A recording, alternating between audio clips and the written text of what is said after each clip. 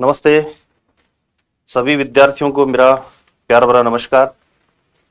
मैं राजेश पालावत, प्रयास career institute Sikar centre से, और आपका जो 2.0 का जो संस्कृत का जो पेपर लगा था उस पेपर की अपन सॉल्यूशन की चर्चा करते हैं, उसका समाधान ढूंढते हैं, उसके सही और गलत क्या है। तो ज़्यादा समय व्यतीत न करके सीधे अपन पॉइंट टू पॉइंट बात करते हैं। और प्रश्न देखिएगा क्या है और कैसे हैं, इसका उत्तर क्या बनेगा। देखिएगा यहाँ पे एक धातु दे रखी है डुपचस, और इसका जो है इत संज्ञा विधायक सूत्र पूछा है। तो देखिएगा यहाँ पे अगर अपन डू की इत संज्ञा करें तो आदि ऋण टू डू की जरूरत पड़ती है, और अगर सह की इत संज्ञा करें तो हलंत्यम की जरूरत पड़ती है। इसके अलावा किसी की जरूरत नहीं पड़ेगी। तो चूटू की जरूरत नहीं पड़ेगी, सह प्रत्यक्ष नहीं पड़ेगी, लस्को अतिथि नहीं पड़ेगी। किसकी जरूरत पड़ेगी? हलंत्यम की जरूरत पड़ेगी। तो ये अपने लिए क्या रहेगा, ध्यान में रखने वाली बात रहेगी। ठीक है, इसके बाद अपन आगे की बात करें। देखिएगा स्वर वर्ण से चिन्ह रहित भेदा। तो देखिएगा अपने पास उदात्त, अनुदात्त और स्वरित तीन होते हैं। अनुदात्त के नीचे रेखांकित होती है, स्वरित के ऊपर खड़ी रेखा होती है, उदात्त की कोई रेखा नहीं होती। तो इसका आंसर जो बनेगा वो उदात्त रहेगा आपका। ठीक है ना, ये रहेगा। नेक्स्ट अपन बात करें तदुक्ति नास्ति। तदुक्ति का मतलब यहाँ पे आपको अर्थ लेना है कि त्रिमुनियों के द्वारा जो कथित है वो कौन कौन से। तो त्रिमुनि पाणिनि ने अष्टाध्यायी लिखा है, पतंजलि ने महाभाष्य लिखा है, कात्यायन ने वार्तिक लिखा है ना। तो लघु सिद्धांत कौमुदी जो है वो वरदराज की लिखी हुई है। तो यहाँ इसकी त्रिमुनियों में इसकी गणना नहीं होती। तो इसका जो आंसर रहेगा वो आपका 1 नंबर रहेगा। यण वर्णानाम आभ्यंतर यत्न। ईसत स्पृष्ट वर्ण होते हैं, ये ईसत स्पृष्ट वर्ण होते हैं। देखिएगा 5 प्रकार के होते हैं, स्पृष्ट, ईसत स्पृष्ट, ईसत विवृत, विवृत, इस प्रकार से अपन बात करते हैं, ठीक है ना। और समृद्ध की बात अपन करते हैं। तो यहाँ पे ईसत स्पृष्ट वर्ण जो होते हैं वो क्या होते हैं आपके यण वर्ण। यण वर्ण का मतलब अपन क्या बोध किसका करेंगे? यवरल का बोध करेंगे। ठीक है ना, यरल भी नहीं होगा, यवरल होगा। स्पृष्ट वर्ण जो है वो अपन बात करते हैं कैसे लेके मैं तक, जो 25 वर्ण है इनकी बात करते हैं। कादियो मावसाना स्पृष्टा। विवृत में सभी के सभी स्वर आते हैं, अच वर्ण। ठीक है ना। इसके बाद एषु पदम अस्ति। ये बहुत अच्छा प्रश्न है, और इसमें पूछा है कि पद पद देखिए क्या, सुप्तिंग अंतम पदम, शुपतिंग अंतम पदम। तो यहाँ पे क्या है, अपदम न प्रयुंजत। अपद जो पद नहीं है उसका प्रयोग नहीं होता, और पद करने के लिए सुप या तिंग प्रत्ययों का प्रयोग किया जाता है। तो यहाँ राम शब्द में कोई प्रत्यय का प्रयोग नहीं है। हरि शब्द के अंदर प्रयोग है ना, लेकिन इसमें अलग चीज है। देखिएगा हरि शब्द के अपन रूप चलाते हैं, तो हरि है, हरि, हरिय, इस प्रकार की बात रहती है। गुरु शब्द के अपन रूप चलाते हैं, गुरु है, और ये रू क्या आता है, बड़ा आता है। गुरु है, गुरु, गुरुव है, इस प्रकार से रूप रहता है। इसका मतलब हरि और गुरु जो है वो क्या है, यहाँ पे पितृ शब्द में कोई विभक्ति नहीं लगी हुई है, पितृ शब्द के अंदर कोई विभक्ति नहीं लगी है, राम शब्द के अंदर कोई विभक्ति नहीं लगी है, यहाँ पे दोनों में विभक्ति लगी हुई है। ठीक है ना, इस प्रकार की बात अपन करें। तो ये जो प्रश्न है मेरे अकॉर्डिंग मी, यहाँ पे जो आंसर रहेगा वो हरि या गुरु दोनों रह सकते हैं, क्योंकि इन दोनों में विभक्ति का प्रयोग है, ये द्विवचन लगी हुई है। तो यहाँ मैं कहना चाहूंगा कि ये जो प्रश्न है वो स्टार लेवल का प्रश्न बनता है। इसमें हरि और गुरु दोनों इसमें रहेंगे। ठीक है, चलिए समझ गए होंगे आप। पल्लव, यहाँ पे लय पूरा रहेगा, पद धन लवय होता है, और इसको अपन क्या कहते हैं, सामने वाले वर्ण के अकॉर्डिंग जो चेंज होता है। देखिए ये पूर्व श्रवण और परश्रवण जो है, इस प्रकार का प्रश्न डेफिनेटली परीक्षा में आता है। पूर्व श्रवण जैसे अपन बात करें जगत प्लस अंबा की बात करें, जगत धन अंबा की बात करें, तो यहाँ पे तय का दय होता है। ये पूर्व पक्ष है, ये पर पक्ष है। तो यहाँ जो परिवर्तन होता है वो पूर्व के अनुसार होता है, तो वहां पे पूर्व श्रवण मानी जाती है। और अगर पर के अनुसार यहाँ परिवर्तन होता है तो पर श्रवण मानी जाती है। पल्लव शब्द का अपन संधि विच्छेद करें तो यहाँ पे संधि विच्छेद प्राप्त होता है, पद धन लवा। और यहाँ क्या कहता है कि परपक्ष में लय होने की वजह से इस दय का भी क्या हो जाता है, लय। तो इसको अपन पूर्व श्रवण न करके क्या कहेंगे, पर श्रवण, क्योंकि इसके अकॉर्डिंग जो है वो परिवर्तन हुआ है। तो ये अपने को ध्यान रखना है। चलिए नेक्स्ट, एक एक वृद्धि संधि का शब्द है, एक धन एक होगा, है ना, एक धन एक इसमें बनेगा। एक है इसमें लगा हुआ है, तो यहाँ पे अपने को विसर्ग लगानी चाहिए। ठीक है। अझलव शब्द जो है इसका टुकड़ा होता है अच धन हलव, अच धन हलव। अझलव शब्द है, अच धन अलव इसका होगा। यहाँ पे क्या है कि जयो हो अन्यत्र शाम सूत्र लगता है। ठीक है ना, और जयो अन्यत्र शाम, ध्यान में इतनी छोटी सी बात ध्यान रखनी है कि सामने यदि है वर्ण हो, सामने यदि क्या हो, है वर्ण हो, तो यहां जो वर्ण होगा उसका तो हो जाएगा तीसरा, और जिसका अपन तीसरा कर रहे हैं उसी का चतुर्थ वर्ण किसकी जगह होता है की जगह होता है। इतनी सी बात अपने को ध्यान रखनी होती है। शुद्धि उपास्य बहुत अच्छा उदाहरण है, शुद्धि धन उपास्य बनता है, यण संधि का शब्द है ये, शुद्धि धन उपास्य। शुद्धि में विशेष ध्यान रखने वाली बात यह है कि इसमें जो है वो आपका रहेगा दीर्घ ई रहती है, ये बहुत बार गलती कर देते हैं बच्चे, तो इसका सूत्र इको यणची आता है। अंतरराष्ट्रीय बहुत अच्छा शब्द है, देखिएगा यहाँ पे एक सूत्र आता है रोरी, सूत्र आता है रोरी। रोरी कहता है कि जब रह के सामने रह हो तो पहले वाले रह का लोप हो जाना चाहिए, तो पूर्व रह का क्या हो जाएगा, लोप। उसके बाद में एक सूत्र आता है ढ्रय लोपे पूर्वश्य दीर्घवर्ण, ढ्रय लोपे पूर्वश्य दीर्घवर्ण, इस प्रकार से सूत्र रहता है, ठीक है। यहां पे क्या कहता है कि जब आप ढ या र में से किसी का लोप कर रहे हैं तो इससे जो पूर्व है अण है, यहाँ पे अण प्रत्याहार की बात आती है, इस अण प्रत्याहार में 3 वर्णों का बोध होता है ए ई उ, और इसको दीर्घ कर दिया जाता है ना। रोरी तो कहता है कि रह के सामने रह होगा तो पूर्व रह का लोप हो जाएगा। ढ लोपे कहता है कि अगर आप ढ या र में से किसी का लोप कर रहे हैं तो जिसका लोप किया उससे जस्ट पहले जो अण है, मतलब ए ई उ में से कोई है, उसको दीर्घ कर दिया जाए। तो यहाँ तय है, तय का ता हो जाएगा, ता हो जाएगा, तो ये नहीं है, ये भी नहीं है, ये भी नहीं है, ये देखिए अंतरराष्ट्रीय शब्द इसमें बनता है। Okay done. तो यहाँ एक गलती, छोटी सी मिस्टेक और भी हुई है, वो क्या हुई है, राष्ट्रीय शब्द के अंदर मात्रा क्या थी, बड़ी थी, तो ये ध्यान रखना। ओके, हरि त्रातः, हरिणा त्रातः तृतीय तत्पुरुष समास का शब्द है, हरिणा जहां भी लगेगा, त्रातः त्रा धातु के युग में तृतीय विभक्ति का प्रयोग इसमें किया गया, हरिणा त्रातः, हरि से रक्षित, तृतीय तत्पुरुष समास। जनानाम अभाव है, तो यहाँ पे अपन बात करते हैं निर्जनम, अव्ययी भाव समास का शब्द है, ठीक है ना। निर्जनम, जनानाम अभाव इसका रहेगा। पुरुष सिंह, पुरुष है सिंह है इव, देखिएगा यहाँ पे जो इव का है ना, खेल सारा इव का है, ये इव हमेशा किसके साथ होता है, उपमान के साथ होता है। जब भी विग्रह करें ध्यान रखें, उपमान क्या होता है, जिस शब्द से उपमा दी जाती है, उपमान क्या होता है, जिस शब्द से उपमा दी जाती है वो उपमान है, और उपमेय क्या, जिसको उपमा दी जाती है। यहाँ पे उपमा किसको दी गई, पुरुष को, किसकी दी गई है, शेर की, तो शेर यहाँ पे उपमान है, तो इव जो आएगा वो सिंह के साथ आएगा, तो पुरुष है सिंह है इव, इसको मैं करेक्ट मानूंगा। इसके अलावा मैं यहाँ पे देख पा रहा हूँ कि सिंह है इव पुरुष है, हो सकता था ये भी सही, लेकिन यहाँ पे मैं मानता हूँ यहाँ विसर्ग होनी चाहिए थी, है ना, इसलिए इसको अपन गलत मानेंगे। देखिएगा मैं बात क्या कहना चाह रहा हूं, मैं बात कहना चाह रहा हूं ये भी सही है, और अगर इसको ऐसे भी किया जाता, सिंह इव पुरुष है, इस प्रकार से बात अगर की जाती, इव तो वैसे ही उपमान के साथ ही तो है, इव उपमान के साथ है, इसका मतलब ये भी सही है और वो भी सही, लेकिन यहाँ पे विसर्ग नहीं है, इसलिए इसको त्रुटि पूर्ण माने जाएगा। पकवा पुपह, तो यहाँ पे बहुब्री समास इसमें रहता है ना, जिससे गुलगुले पकाए गए हों, वो बहुब्री समास की बात आती है। विशेष संज्ञा विनिर्मुक्त है, बहुत अच्छा प्रश्न है, आ चुका है। केवल समास को अपन क्या कहते हैं, विशेष संज्ञा विनिर्मुक्त समास कहते हैं, इसको सह सुपा समास भी कहते हैं, और इसको सुप सुपा समास भी कहते हैं, सुप सुपा समास भी कहते हैं, ध्यान रखिए। ओके, भवितव्य, देखिए इसमें एक छोटी सी चीज, अपन केवल विशेष संज्ञा विनिर्मुक्त का मतलब है कि इसका कोई संज्ञा नहीं है, संज्ञा मतलब होता है नाम, इसका कोई नाम नहीं है। ये 5-7 शब्द ऐसे थे जिनका कोई जो मुख्य जो मूल समास थे, उन समासों के अंदर इसका नियम नहीं बैठ रहा था, तो फिर विद्वानों के बीच में संगोष्ठी उनका भी इन शब्दों को कहाँ रखें, 5-7 शब्द ऐसे थे, तो उन्होंने कहा कि कुछ नहीं, इनको अलग से रख दो। अलग से मतलब इनका नाम कुछ रखना, नाम कुछ नहीं रखना, केवल समास रख दो। तो केवल नाम नहीं है ये मात्र शब्द अपन कहा, मात्र समासिक शब्द, इस प्रकार से बात इसमें।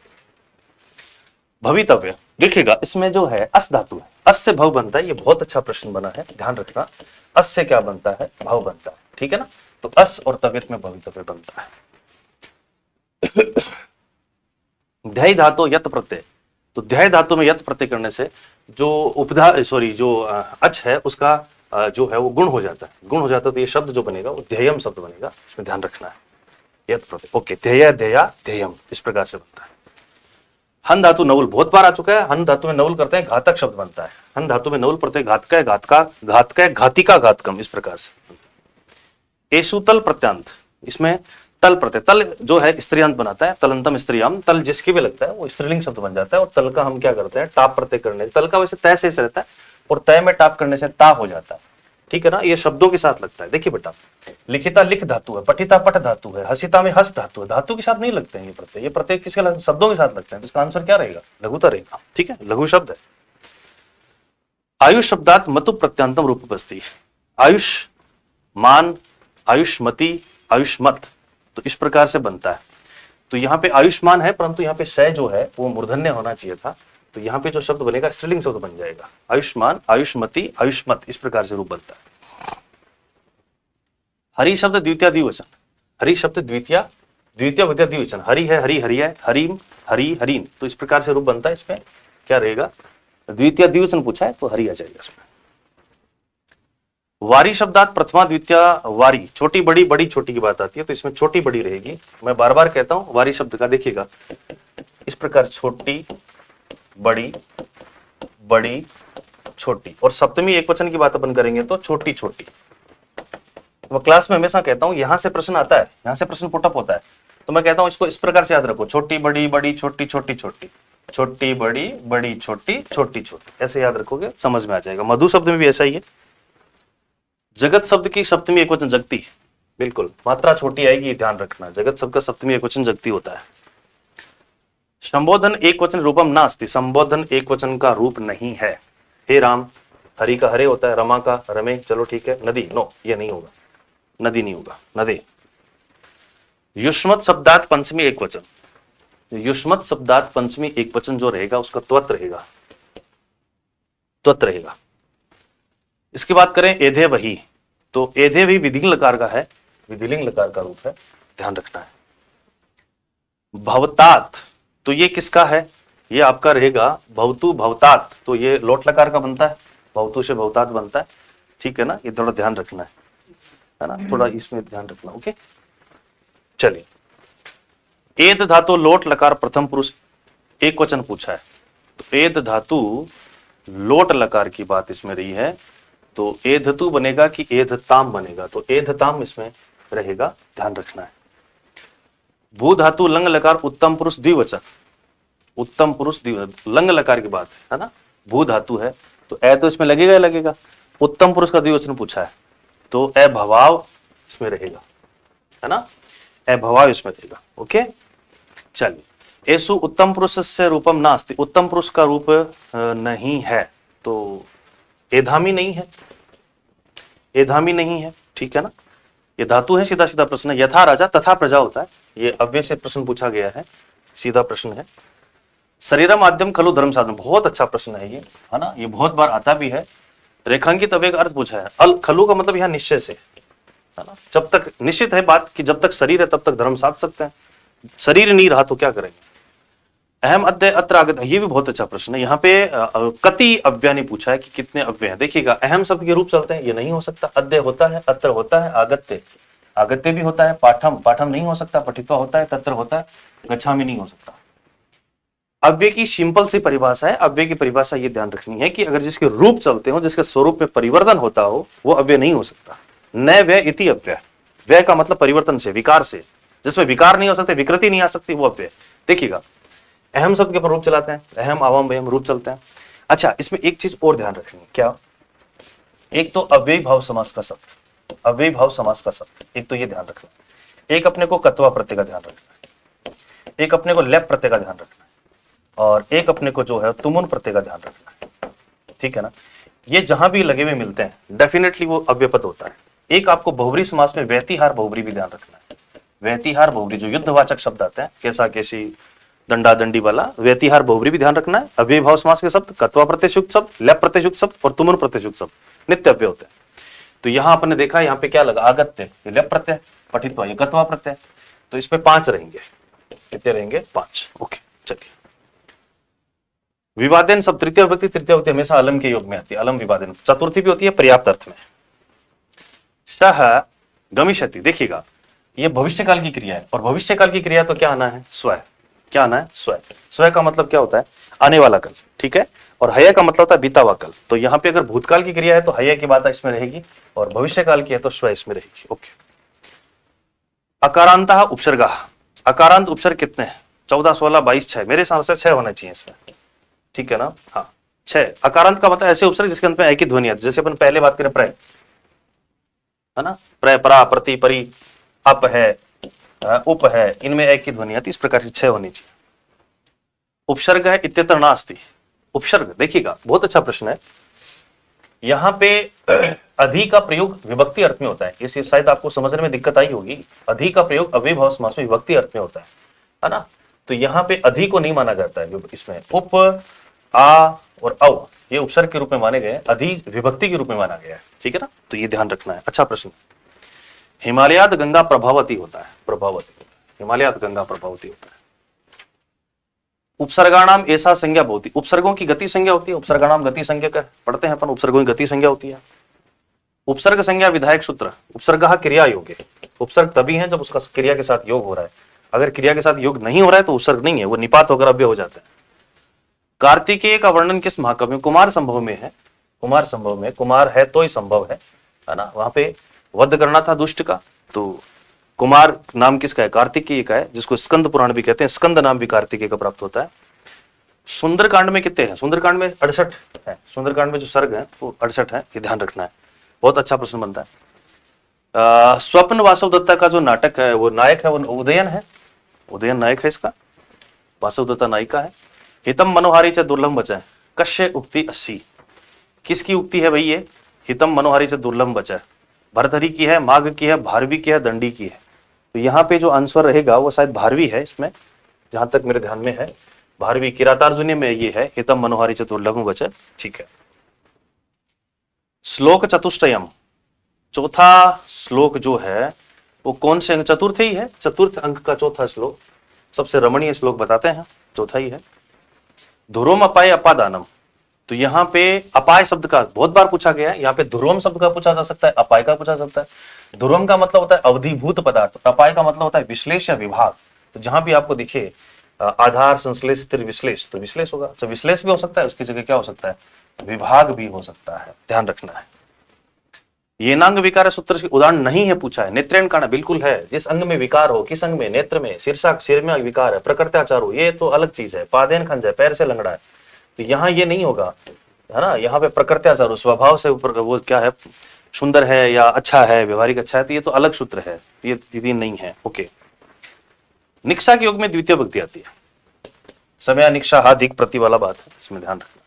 या तस्य निर्धारण षष्ठी सप्तमी योग, षष्ठी और सप्तमी दोनों आती है, ठीक है। अपन करते हैं ना कवि नाम या कविशु, कालिदास है ना, या गवाम या गोशु, तो छात्राणाम छात्रेशु, षष्ठी और सप्तमी। धारी धातु उत्तमर्ण कारके, उत्तमर्ण कारके हमेशा क्या होती है? संप्रदान संज्ञा होती है ना, जिससे धन लिया जाता है, जिससे धन लिया जाता है वो उत्तमर्ण है, ठीक है ना। उत्तमर्ण में हमेशा क्या होगा? राम, रमेश है रामाय, तो राम का मतलब राम से उसने धन लिया है, वो उत्तमर्ण है। मोहन एक गांव में रहता है, मोहन एक गांव में रहता है, तो अपन बात करेंगे एकम ग्रामम बस्ती, या मोहन एकस्मिन ग्रामे। अच्छा, इस पे एक ध्यान रखना, एक गांव में, ये में शब्द जो है ना वो कह रहा है कि सप्तमी आएगी, तो ये जो है ना ये विशेष्य है और ये विशेषण है। विशेष्य में जो विभक्ति आती है वही विभक्ति किसमें आती है? विशेषण में आती है। तो ये ध्यान रखने वाली बात है। एकस्मिन ग्राम, एक वन में, एकस्मिन क्यों आया मैं पुनः बता देता हूं। ग्राम विशेषण है, विशेषण में वही विभक्ति लगेगी, जो विभक्ति लग रही है विशेषण में, वही विभक्ति किसमें लगती है? विशेष्य में लगती है, विशेषण में आती है। पुत्र पिता के साथ, सह के योग में तृतीय विभक्ति आती है, पुत्रेण सह पिता, पुत्रेण सह पिता, पुत्र पिता के साथ, पुत्र है पित्रा से, तो पुत्रेण सह, पुत्र पिता के साथ आता है, पिता के साथ, तो पिता जो होगा इसमें क्या रहेगा? पुत्र पिता के साथ आता है, तो यहां सात शब्द जो है पिता का है, पुत्रेण सह पिता, पुत्र पिता के साथ।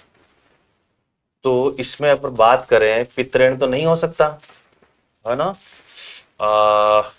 तृतीय आती है, सह के योग में हमेशा कौन सी? सह युक्त है प्रधान है, तृतीय आती है, तो यहां भी तृतीय है और यहां भी तृतीय है, ठीक है। तो पुत्र पिता के साथ, पुत्र को प्रधान होता है, तो इसका मतलब क्या हो गया? इसमें सी ऑप्शन रहेगा, पुत्रेण सह पिता गच्छति, है ना। सह के योग में तृतीय विभक्ति आती है, सह युक्त या प्रधान है। लता से पीले पत्ते गिरते हैं, लता से, तो यहां पे अलग होने के अर्थ में क्या आएगी? पंचमी आएगी, तो लतात पीतानि पत्राणि पतंती, ये इसका आंसर रहेगा, पीले पत्ते। लतात, लता से पीले पत्ते गिरते हैं, अच्छा सॉरी, लतात ये तो स्त्रीलिंग शब्द है ना, नो बिल्कुल बिल्कुल, तो ये स्त्रीलिंग शब्द ये आएगा, रामात की तरह सोच लिया मैंने, जबकि ये लता तो स्त्रीलिंग शब्द है, स्त्रीलिंग शब्द तो लताया आएगा, ओके।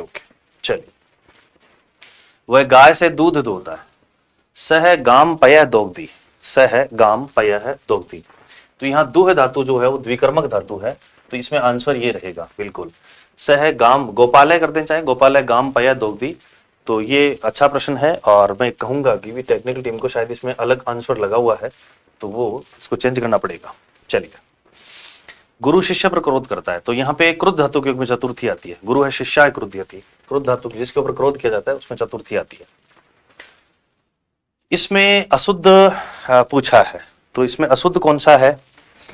इसमें पूछा है अशुद्ध, तो अशुद्ध कौन सा है? पठन बाल के लिखती, पढ़ता हुआ, हंसता हुआ बालक, दौड़ता हुआ घोड़े से, ग्रामम गमन, नहीं नहीं ये नहीं होता है ना, ग्रामम गच्छन होता है, गमन नहीं, ग्रामम गच्छन होता है, गमन नहीं होता। ऐसु अशुद्ध वाक्य, इसमें अशुद्ध पूछा है, तो इसमें अशुद्ध कौन सा होगा? अपन बात करते हैं। मृग है मार्गे शेते, मृग है मार्गम अधिशेते। देखिएगा, अगर शिंग धातु अकेली आएगी तो सप्तमी आएगी, हमें पता है, और शेष धातु से पहले अगर अधि उपसर्ग है तो द्वितीय आएगी, ये भी हमें पता है, और उप आ गया तो भी बिल्कुल क्या आएगी भाई, अपे मार्गे। पूछा क्या इसमें? अशुद्ध वाक्य पूछा है, ठीक है। तो अधिशिंग स्तासाम कर्म है, यहाँ पे उप आया, ये केवल टेंशन देने के लिए आया, बाकी इसका कोई मकसद नहीं है। अधि होता तो द्वितीय आ जाती है, ठीक है, बाकी सप्तमी आती है। तो यहाँ उप शेर थे, उप के योग में द्वितीय नहीं आ सकती, ये ध्यान रखना है, ठीक है ना, क्योंकि इसमें अधि सिंह स्थासाम कर्म की बात थी, केवल अधि उपसर्ग की बात आती है, अधि उपसर्ग के अलावा कोई बात। समास दृष्टि अशुद्धम, माता पितर हो सकता है, मातर पितर हो सकता है, पितर हो सकता है, पिता प्रारंभ शब्द पिता नहीं आ सकता है ना। इसमें अपन अभ्यारितम है, जो सर्वाधिक पूजनीय होता है उसका नाम पहले आता है।